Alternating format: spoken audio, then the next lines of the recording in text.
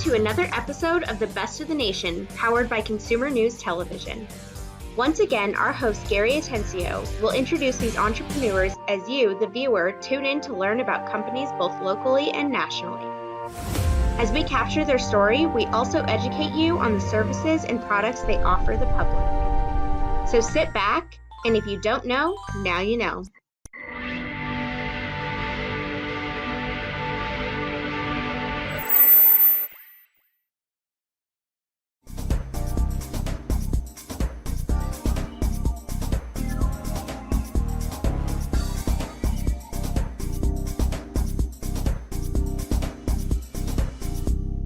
This is Gary Atencio with CNTV, and today we're in Minnesota. We are discussing holistic wellness. Since 2023, Erin has taught much deeper than weight loss and into 7 dimensions of wellness beyond just your physical body.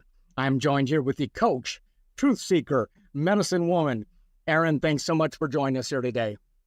Gary, I'm so honored to be here. Thank you. You bet. Let's start off a little bit about your background here.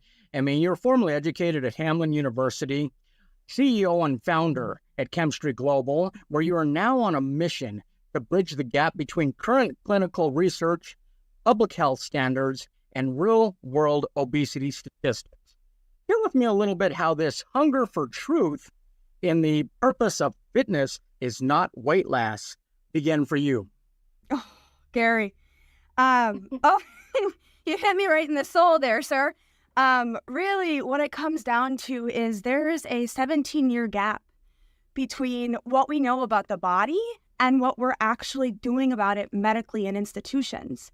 And the reason I'm so passionate about this is because I got stuck in it. And the best way to say it is I'm extremely lucky to be alive. Speaking of getting stuck in it, upwards of $3.5 billion we as consumers spend on this elusive fix in our weight loss search, from fads to diets. Is this a journey that you knew all too well and is still common probably for many people today? Yes, right? So not only is this such a common problem for everybody today, because we can see it in obesity statistics in and of itself, right? But I also personally have reversed obesity. I was one of the biggest girls in my class, and at 17, started running, thinking I was completely free of this weight struggle. And the truth of the matter is I maintained that athleticism for the next 21 years, and I still struggled with cyclical fat gain that didn't make sense. Wow, that probably didn't even make sense in your head, much less in anyone else's. I mean, you had over 2 decades as a consistent gym rat. I mean, eating clean, healthy food, yo-yo weight struggles that doctor said was normal. Through your self-discovery and much research, you found this should not be the norm. Is your approach much different than what a lot of people are used to when you're talking about weight loss? My approach, quite literally, is the exact opposite. So think of this, it's the only way to say it, right? I wasn't free of the weight struggle until I started eating double and doing less. So just let that sink in a little bit, right? It became very clear for me that this wasn't about food, that it was so much deeper than the amount of the food intake we're at and what we're doing with our body. I can't imagine. We're bombarded every day on social media, TV with these diets. You must shake your head probably 3/4 of the day. I mean, you've got to shake your head at these things and just go, come on. For most, our default mindset solution is dieting. Yet you teach how to exit diet brain thinking. What does that mindset look like? Give me an idea. Great question. So ultimately, you're spot on, right? I am not teaching the default because we have too much of the default. And we can see that in the countrywide statistics of disease. So the way I approach this and what my clients are coming to me with are 7 years of blood work that is incomplete. And what I'm working with them to understand is how to actually nourish the body so that it responds with a different physique. I mean, when most of us think of weight loss, words like pain, no fun, struggle, despair, they all come to mind. Fulfilling is not usually associated with weight loss, but you say it can be it can be empowering. Explain that for us. Yeah, so the reason and the whole mindset behind that and what fulfillment truly is that we're seeing, quote unquote, the weight loss that you can't measure on a scale. And that is the ticket, if you will, to the quote unquote quick fix transformation that is being sold in the marketplace today. So my approach, like we mentioned earlier on, is to quite literally teach individuals how to live lean before they see it in the mirror. And it's as they're adopting this mindset that I like to attribute to how to maintain lean, meaning lean muscle mass, what you focus on grows.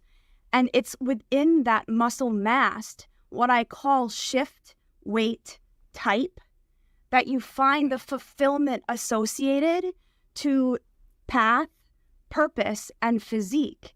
And it's the combination of your life path, your experiences, understanding those events, loving them, and then also the purpose associated to what we're here for, and your physique, your body, your the image of your consciousness, if you will. It's the marriage of that equates to the fulfillment side of weight loss. I mean, we as Americans, we want a simple fix. We want it to not be complex. We want it simple. Garbage in, garbage out. That's simple. It's not. We've all been taught, eat less, do more, count calories. You teach how to understand the intricate connections between our bodies, emotions, and our experiences. How and why does your work go beyond just the physical? So the why is really grounded in to universal law and what we are, meaning we are truly the creators of our reality, right? And so that's the why. It's grounded in the true biology of trauma meaning it's so misunderstood in the marketplace as well, just as simple as how diet culture has completely corrupted the process. Trauma is not the event. It's the energy that's stored after the event, and I'm working with that energetic to shift it, which is ultimately at the end state, Gary, controlling behavior. Wow, that is fascinating. I mean, all this traditional fitness and nutritional advice, it seems logical, but let's be real, it does not work for most of us. So is proper guidance to get us back into balance exactly really what you do as a coach? 100%. Yeah. I am making it safe for my clients to stand in their truth. I mean, that's what we want. Basically, your body is begging for a safe place, not where it feels like it's in a fight or flight all the time. I mean, what you found through the years and you now teach others is not just theory, but it's practical steps that we can take. I mean, give us an overview before you go of your 4-step process. Explain that a little bit. Sure. So ultimately, what I really want to ground everybody in, the context I want to ground viewers in, is that weight loss or fat loss, that phase is only 1/4 of the total practical application solution that you need. So my 4-step process quite literally is walking somebody through what it takes to prepare their body to release the toxins they're swimming in. There's a process for that. I call that prep. In addition, then, because my clients are coming to me in a perpetual state of starvation and disconnection, we actually have to spend time building the lean, toned body they're looking for. The concept in diet culture is that you can just lose weight and you're going to see lean and muscular, but it doesn't look that way. You actually have to build it. And so part of that then is feeling safe to eat enough, which then creates the third step in my process, and that's called discover, meaning it's the fat loss phase, but you're discovering what you've built. Through that, then we dovetail in and I teach what maintenance looks like. because the version of you are when you start is not the version of you are when you're done. And if you aren't able to step in and truly honor the maintenance side of being able to not be stuck in scale anxiety and actually feel safe in this whole mental mindset of being okay to gain weight because you actually need to gain it. I literally have 30 pounds on me in comparison to my lowest weight in college, 30 pounds. And I'm leaner, and I'm in, like not like this matters to me, it really doesn't. But for those out there who care about this, I'm in smaller jeans. It doesn't make sense. So that's ultimately that embodiment of that. Like, the best way to say it, Gary, is like, I didn't create Maintain Lean, it created me. I mean, those are some real steps people can take. Prep, build, discover, maintain. I mean, this process begins with boot camp. How long does each step in this journey to holistic wellness and self-mastery normally take for people, would you say? So it's a great question. It's before I answer it on the average, what I really want viewers to hear is that it's individualized, and it's really going to depend on your history, because that's something that we learn how to honor to then move into the future. That being said, I, on average, 18 months. And this is something that took me over 20 years, right? So the collapse time, yeah. I appreciate that honesty so people know. I'm just seeing too many. When I research people and decide who I'm going to bring on the show, I don't want somebody coming on telling me they can do this in 3 weeks. We're going to have you down to this in 2 months. Come on. It took a lifetime to get where you're at. And so 18 months, I mean, that's definitely worth your investment. Not only to feel better when you look in the mirror, but know that you're healthier, regardless of what that weight is that you're at. I mean, words from your reviews and the testimonials that I've read online, words like, she helps me make friends with food, helps me stand for my truth, helps me navigate my emotions.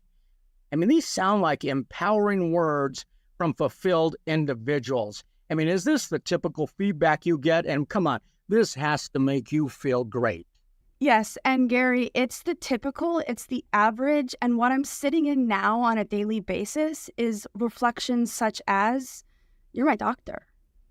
And or, right, like women who are quite literally looking at me and saying, I didn't have an eating disorder. Like, there's no more urge to binge anymore. And that's the truth.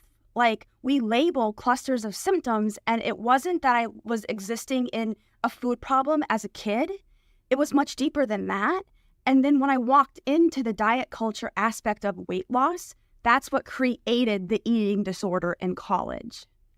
So Gary, this is something that, like, it's fulfilling, it's purpose-filled, and I'm supporting my clients in reaching their highest calling. And that to me is just like, it's why I'm here. I made the promise to God, and here we are. That really leads to my last question. Erin, after spending years listening to traditional advice and yet still feeling like a shell of yourself, you now teach that the key to sustainable transformation lies in a profound connection with our bodies and understanding the unique language that they speak. Is this rewarding work for you, as you say? It sure is. Yeah, it's truly why I'm here. Totally. Very exciting story. I'm so happy to share this with my viewers out there. Viewers, let's take a look at the bottom of the screen right there. What you're going to see is her website. On the website, you can see all her programs that she has right there, and you can download her free ebook just to get started. I mean, if you are ready to drop the weight struggle, feel safe in your own body, moving past emotional eating, exercising excessively, and you're ready to find real sustainable solutions, I would tell you to reach out today. Once again, Holistic Wellness with Erin Moran. Transform your life and reclaim your birthright of abundance and vitality. This is Gary Atencio with CNTV. And if you don't know, now you know.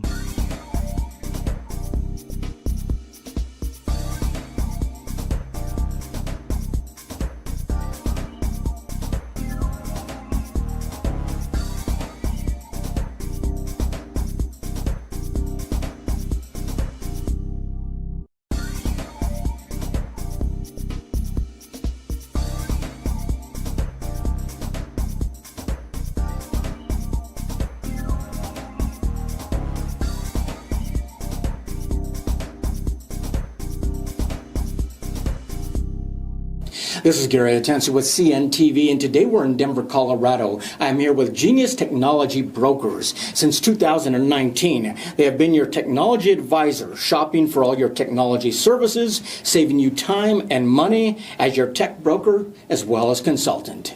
I'm here joined with one of the owners, partner, Dean. Thanks so much for joining us here today. Thanks for having me, Gary. Appreciate you. Let's start off a little bit about yourself. You're formally educated right here at Colorado State University. Your experience is vast with a background at CenturyLink for nearly 2 decades. You've been a principal and senior partner in multiple consultant companies. Share with me a little bit how your passion began for technology. You know, I started with the phone company out of college, graduated, and maybe 2 months later, I started as a temp. And desktop publishing in the proposal team. A month later, I was hired as an employee. Shortly thereafter, I became a proposal specialist, proposal manager, but all at the time, all about the technology there, right? Went through some organizational changes there, right? Quest purchased US West, CenturyLink purchased Quest, and I literally grew up through the organization from an analyst to, by the time I left, I helped run the government pricing organization. So I spent a lot of time in quality experience in support of the public sector, right? Yeah. Department of Defense, civilian programs, higher education, state and local governments, and the like, and all the technology required to help facilitate their mission. Okay. And it's, you know, along the way, always, I'm kind of a gadget guy, always enjoy kind of all the ways life can be improved through technology. Like you said, after almost 2 decades there, took an opportunity to make a change and started my consulting career. It's been 7 years now. Really, it was 2017 in August. And joined an organization, the technology brokers, and learned a lot about the business, right? One thing you should know about me, my only real goal is to leave you better than I found you, without regard to whether or not we do business. Because if I do my job right, I'm able to articulate the way that we help companies, right? The business will show up, right? But if I can help it some other way, or I can help brighten a day, or whatever it is, right? That's kind of the mission that I have. It served me well, and you know, I believe so strongly that success is a byproduct of behavior. Right. And all these activities that we take on, right, success kind of shows up. It's not this thing you chase or pursue. And I've learned that to be extremely true through my journey. And, you know, applying my experience in technology to the way we help businesses is just part of that, helping leave people better than I found. Absolutely. You definitely bring a lot to the table there, experience in the past. I mean, the old saying, money makes the world go round. For businesses today, technology powers that world. Has technology become the backbone of business, would you say? And it's probably more so now than ever before. Yeah, I would. And I would say further than that, it's pervasive, right? There is no business and commerce without technology, fundamentally. And so technology is best in business when either you don't notice it at all, or you think, oh my goodness, what a fantastic experience this just was. Whether it was interacting and placing an order, making a payment, accepting information. If you notice it in the good way, that's best, but really transparent is what's important. When you think about all the infrastructure things, right? You think about internet connectivity. Nobody wants to think about their internet connection. Same thing with voice services. Right? I mean, see, you're not really thinking about the engine in the car. You know, that's going on in the background. Right. You just know reverse, drive, and that makes it seamless for the consumer out there. There are plenty of tech providers to choose from, I mean, which is obviously great, but can it also be overwhelming for companies who already have so much on their plate when they're out there trying to choose one? That's right. So let's think about how a company makes a purchase decision for technology. It's usually born out of need. Sometimes it's an emergency. So what happens? Somebody is voluntold to do it. Even if they're a technology professional, it's in addition to their daily activities. And what do? They call existing provider, they call the phone company, they call the cable company, they ask the Google, they click to chat, whatever it is. But at the end of those interactions is a salesperson, right? Yeah. Salesperson is not bad inherently, right? Make the world go round. But at the same time, they have an agenda. They have a mission. Their goal is to sell you their product, right? So if a client has a need for an orange circle, right, and the service provider has a red oval, they're going to turn that oval every way they can to make it look like a red circle, right? Interesting. And obviously they have one product to sell. Yeah. They don't have multiple to choose from like yourself. I mean, time is money. And let's face it, researching our tech options can take weeks, maybe even months. In this search, Are many companies not even sure what they should be looking for? And is this where your team can help? Well, that's what happens, right? They have a need. They know they need something. They check. They find a salesperson who tells them what they sell, right? That salesperson takes a vendor capability view of the client. I take a client requirement view of the market, distill those options down to those that fit my client's needs, and then help consult them through the process, right? I curate that experience, and I silence the noise, and I manage that so they don't have salespeople doing salespeople things, right? If you sign by Friday or other tactics that nobody really enjoys, right? And just truly boil down to what is needed by my clients to meet their business need in an optimized fashion, right? I like to talk about saving money. Doesn't always save money, right? But we do most often, right? Because if you think about how we work, a salesperson, they get you to pay the highest price you're willing to pay for their service, not gouging or anything unethical, right? But they have a quota, and they have to meet that quota.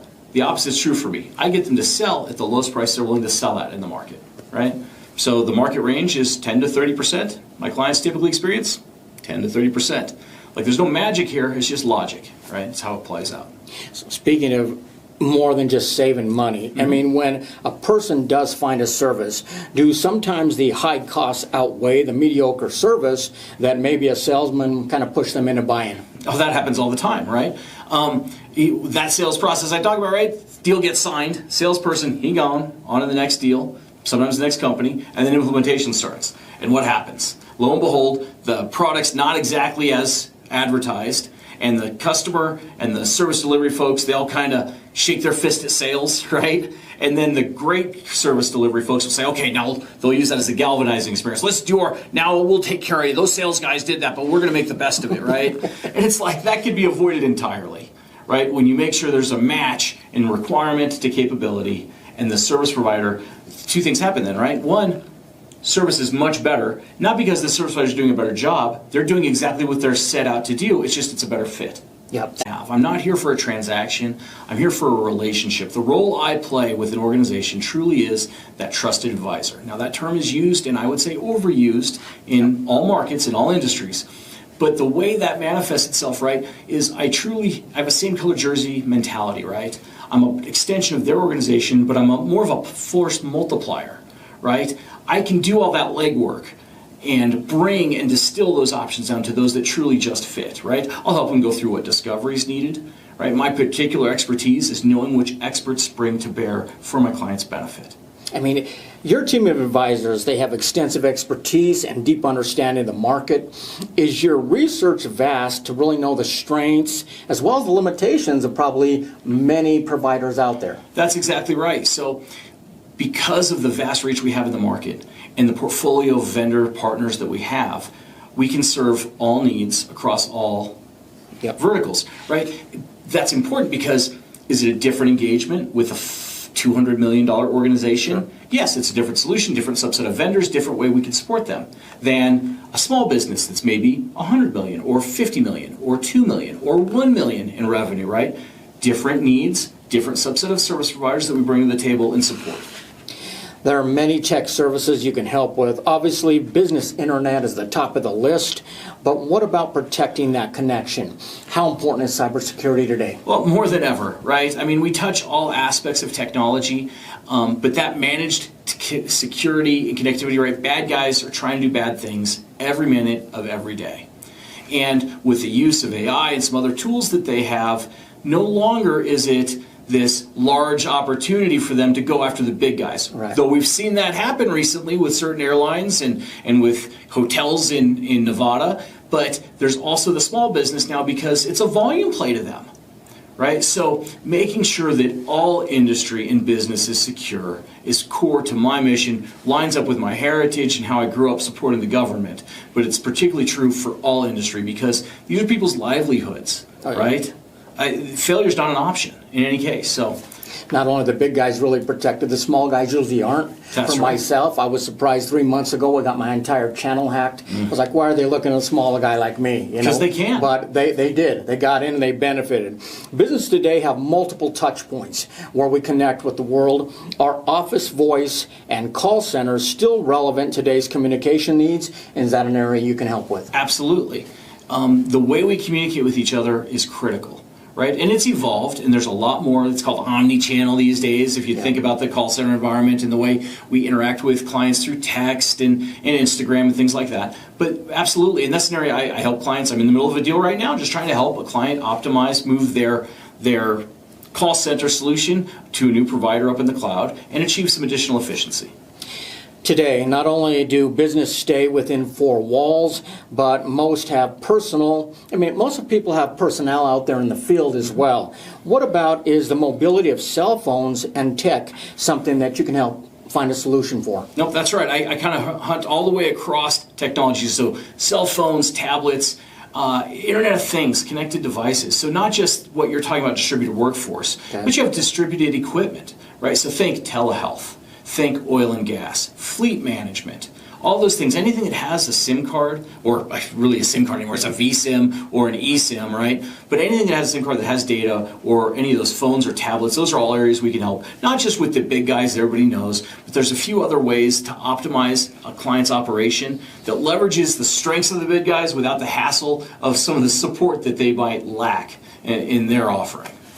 As I said before, there are many areas that your team can help with the IT management, audit compliance, to even expense management. When you add up all these different areas, I would imagine that a company can save a lot of money. Is this something, are your clients pleasantly surprised sometimes? Yeah, it plays out. It's so interesting. I've had circumstances where they had a quote from a particular company, and I talked, a friend refers them, and I talk to them, and they say, well, I got this quote. I said, well, hey, great, let me see what I could do. Same company, same service, quote was 30% lower. Trying to meet, right? The market was about 30% in that range lower than what he was offering. He was actually a little high, if I'm being honest, right? So yeah, we save money all the time, but it's a matter of process, not just in negotiation and beating everybody up. It's built into the way that we support things. It's built into the way we interact with the service providers. And by the way, the service providers love me because they know two things are true if I bring them to the table. One, I've already assessed that they're a potential fit for my client, so it's not thrown at the wall to see what sticks like some sales folks will do, right? But two, their competition is also at the table, so they need to be aggressive. So it's built in by process, right? How many times have you heard in any environment, we will not lose on price, right? Well, a lot of companies really mean that because they want a seat at the table to compete for business that is good for them. So not only the art of negotiation, but the science of the process. The end person is definitely saving there. Not only are workers not in the office like yesteryear, but now even our data is not kept on site. Can you help find reliable data center solutions in the cloud as well? Absolutely. It's one of the areas that I support. I call it the compute section. I don't really call it cloud anymore because it takes on much more than that, right? It's certainly the full cloud, public cloud solutions, private cloud solutions, and hybrid. But also a lot of companies actually still like to hug their iron. Sure. And there's co-location and hosting, and a migration really from that is they've made an investment. That investment they need to play out over time. We'll support that, help them find a solution to support that, and then migrate them to the cloud when the time is right. Excellent. Almost a hybrid if somebody wants a little bit of each there. You'll find, and my clients find, I don't have an agenda. I have a good listening process that I go through to understand their needs, and then we bring the right solution to it. Excellent. You're not only a technology broker, but you're also a personal consultant really for each one of your clients. How do they get started with you? And most importantly, what is the cost to your clients? Yeah. So all of my clients, all of my business is grown organically. We don't do advertising, we don't do marketing, right? It is all people in my network that I've supported that have introduced me to people in their network and so on, and colleagues and things like that. So as I meet a client, how they engage with me, it's usually through an introduction of that sort. And I just tell them how I do and what I do. And I explain to them, there's lots of consultants in this space. There's the folks that say, here's your $50,000 scope of work, so I can tell you what you're doing wrong and what you need to fix and how I can fix it for you. And then there's I'm going to save you a boatload of money and I'm going to take just 30% of your savings. You're welcome, right? Well, both those folks are getting paid probably the same way I am through the service provider, right? So the wise men say, have an irresistible offer. I feel like our irresistible offer is, I'm going to apply this expertise, this process that I talked about, to your benefit client at no cost to you. Right, so I'm free to my clients because I'm compensated by the service provider, but because I'm not beholden to any one of them, it's very freeing, right? So you remove that barrier to entry, right? You don't have to sign paperwork to do business with me. I can work with all levels of an organization. I can make a procurement person look like a rock star, and I can help a CFO make their budget right. I can help a CIO finish their transformation that they promised 18 months ago, right? I can play in all levels of an organization. I'm comfortable communicating and working at each level because it's amazing, to coin a phrase, how much you can accomplish if you don't care who gets the credit. Right? I'm not there to make anybody look bad. I'm there to actually make them all look good. I don't come for somebody's job. I'm not the usual consultant that finds a way to make more billable hours. There's no billable hours. I'm here to help solve your need, right? Get you set up, optimize your environment, but I'm always there, unlike the sales guy who's gone, along the way. So I expect my service providers to do a fantastic job, and they do. But business happens, sometimes there's hiccups. I expect them to resolve those things. But if they are not on track, I'm always there in parallel. My clients can reach out to me. I've got the bat phone to the leadership of these organizations, and they recognize the need to get involved because unlike their salesperson, who's going to sell their stuff no matter what, if they don't take care of our clients, we stop bringing them to the table. Right? I don't have to use that bat phone very often, but when I do, it's been to great effect. As a business owner, it's hard for me to beat free. Yeah, right. That always gets my attention. I always say it's my favorite price. Dean, you are a trusted advisor, and companies use your expertise so that they have the time and resources to focus on their expertise. Is this rewarding work supporting your clients? Absolutely it is. You know, I kind of wondered, I've spent so much of my career in support of the public sector, the war fighter. And I always kind of wondered in my own mind, that's a lot of hours, a lot of work. How I'd feel if I was doing that for the barbershop or the restaurant or the manufacturer or the consultant.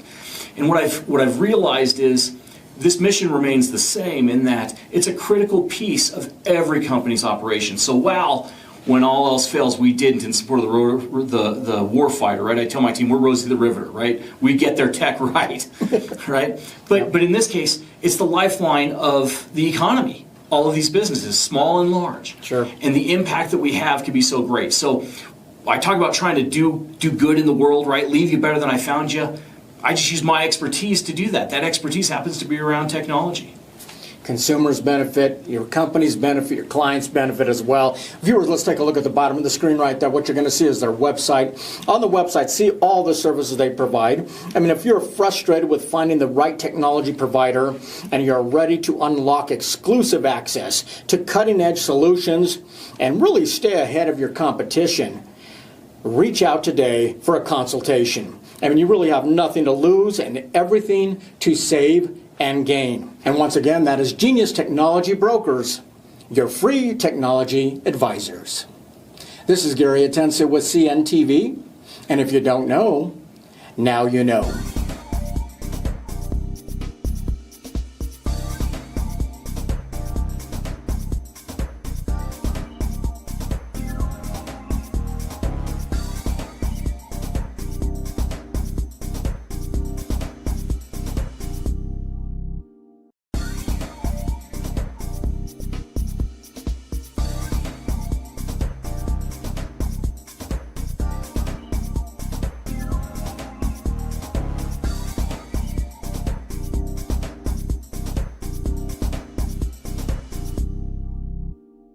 This is Gary Atencio with CNTV, and today we're in New York City.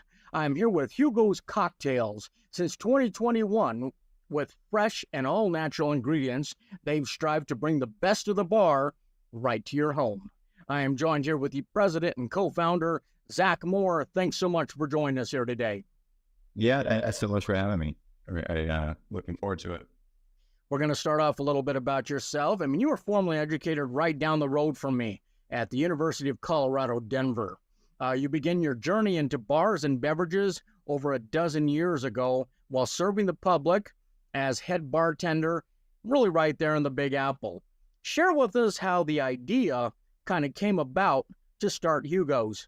Yeah, so Hugo's, my business partner, Christian, and I, we worked together over a decade ago at this Michelin-starred restaurant in New York called Rouge Tomate.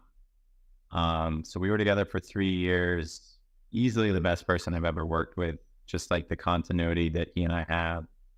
So during the pandemic, Christian was in New York. I was actually back in Colorado. So Chris lost his job, started making drinks out of his home to support like his wife and his 2 children, and people just started buying them. So companies became interested. They started purchasing them from him. He and I started talking, and it really just became kind of this thing where, do we actually try to make this a legit business? Great story. Sounds like true entrepreneurs. I mean, you guys basically took a situation and went, looks like the public likes this, let's keep moving.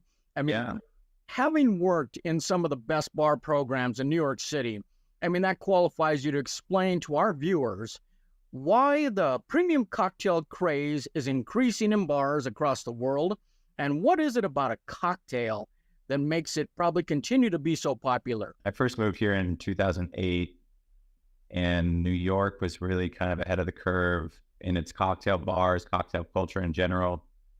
For myself personally, like a great, well-crafted cocktail, it's just, perfectly balanced. It, I don't know, kind of like takes you to a place in your head, like who you're with, hanging out with, the flavors.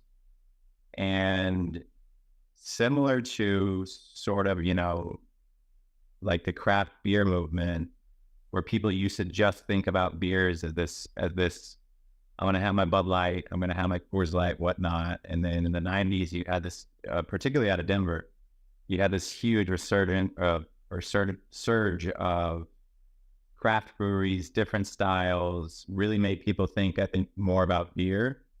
And we launched last year. We started working on the idea in 2021. But I think you're going to just see this continual drift towards more and more actual cocktails in cans, something that consumers will become used to. You don't necessarily have the time or the skill to make your own drinks at home, but you want something like delicious. This is really where it's going. I see it going the next 5 years. It's already the fastest growing market in the alcohol beverage space. Yeah, specifically what you call craft cocktails. We can all picture that cocktail right next to the beach. In our heads, that kind of equates good times, enjoying life. I mean, you took the unfortunate circumstance of the pandemic to start this company. Was learning for some of the greatest talent in the industry really kind of the foundation for your products, would you say? The only thing we had confidence, I would say, going into it was that we knew how to make great drinks. My business partner and I, we had no idea what we were getting into in terms of launching a business, in terms of branding, in terms of all of the legal loopholes we were going to have to jump through. But absolutely, we know how to make great drinks. The first time I bartended, I was awful, just truly abysmal. But over the years with that practice, you get the confidence, what you personally like to drink. You have a range of guests over a decade plus that you can kind of see, where their palates are, what they like to drink. So hands down, it started with, we feel like we can make great drinks. You're working from recipes that you have honed throughout the years. The goal was to create drinks that were probably hopefully better than some of those that you had tried in the canned cocktail area. Is it safe to say that you were inspired by the good ones and probably realized the bad ones need to be replaced? Yeah, I'm a big fan of letting, consumers decide, right? Even my personal opinions on what is good and bad, I really don't pay too much attention to it. Some of my best selling drinks that I've made bartending, I personally didn't like. But paying attention to what my customers like, and the way that we approach it with Hugo is we want everyone to have a great drink. So we want to make drinks that, across a broad spectrum, that the average person, you don't need to know what's makes for a great cocktail. You just need to know, I like this drink. So we focus on flavors. There's a lot of bad stuff out there. You're definitely not wrong about that.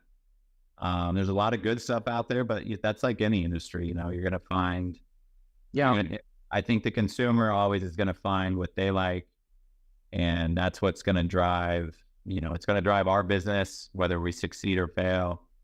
And I can think I made the greatest drink ever. And if no one else likes it, then what does it really matter, you know? So really listen to your customers, listen to the consumer out there. Their taste buds obviously differ. I mean, I'm here in Colorado where our reputation is the country's ground zero for small batch breweries. I'm not a beer guy myself, and I always order a cocktail. Can that same fresh taste in a bar be experienced in a can? And do fresh ingredients really play a big part for that to happen?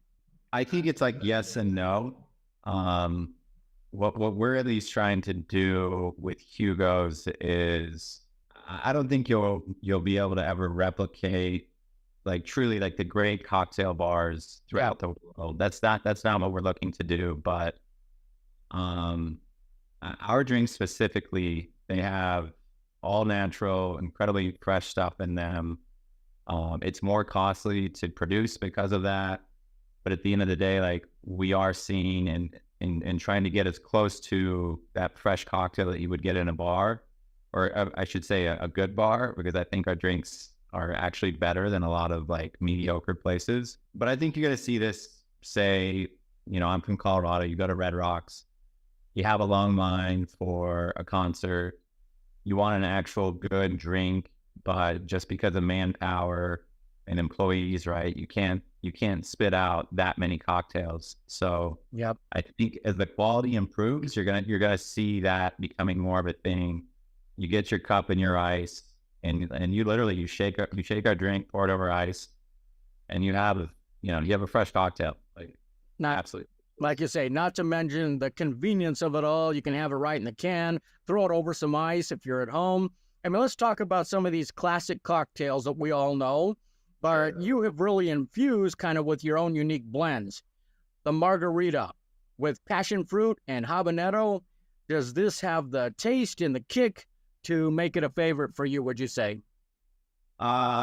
Since we launched a little over a year ago, that's been the most popular drink. There's already a lot of product on the market that is safer, so let's just take the margarita. And they're just making margaritas. So it's your standard margarita, tequila, triple sec, lime juice, a little bit of sugar. So in our case, what we wanted to do is like, what does, Hugo's take on it? So Hugo itself, we did a play on the word. My business partner is from Ecuador.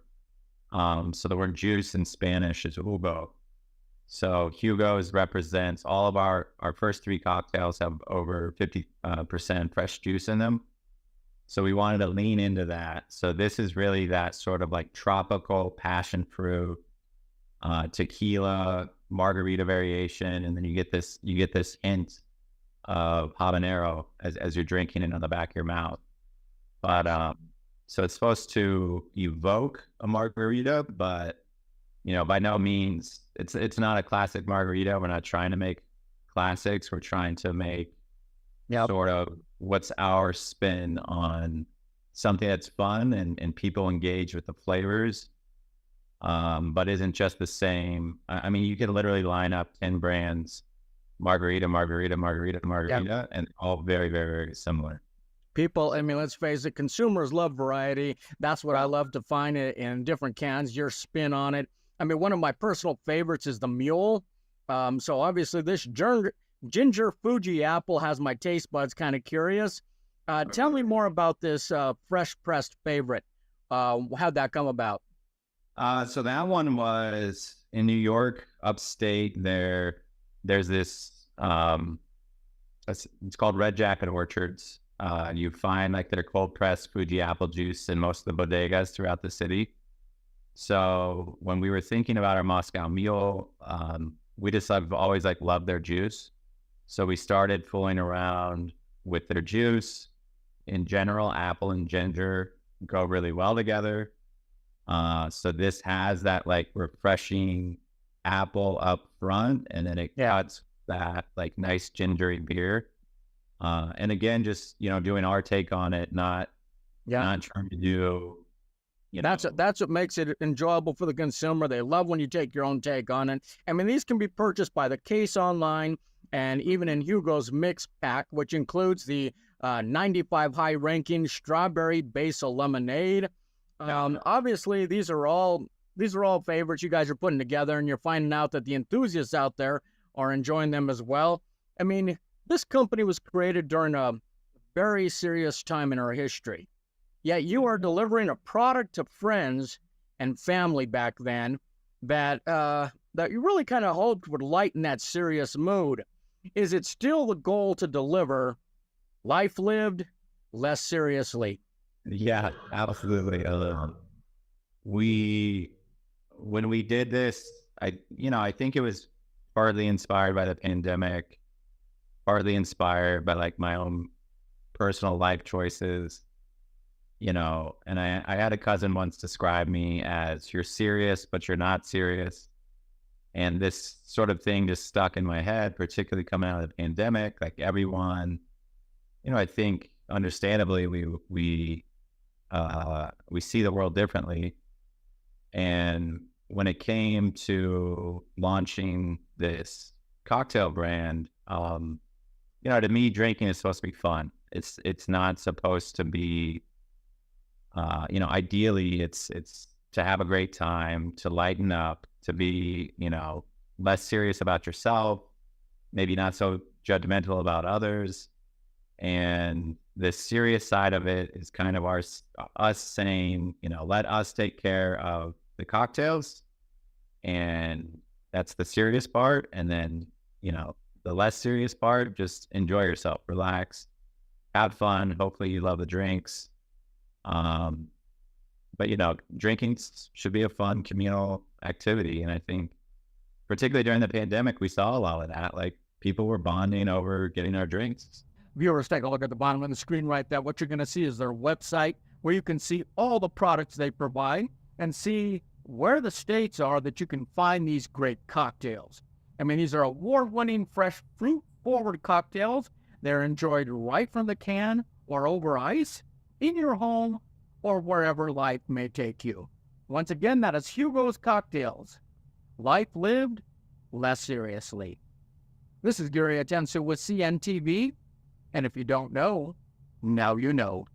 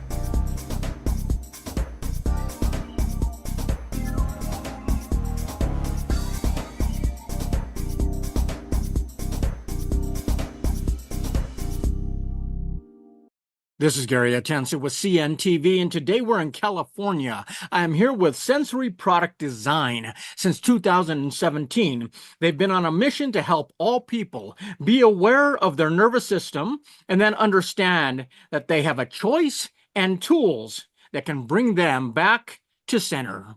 I am joined here with the CEO, Liz Holland. Liz, thanks so much for joining us here today. Oh, thank you, Gary. Looks like my doggy wanted to be a part of it more so. That is great. You got your mascot right there.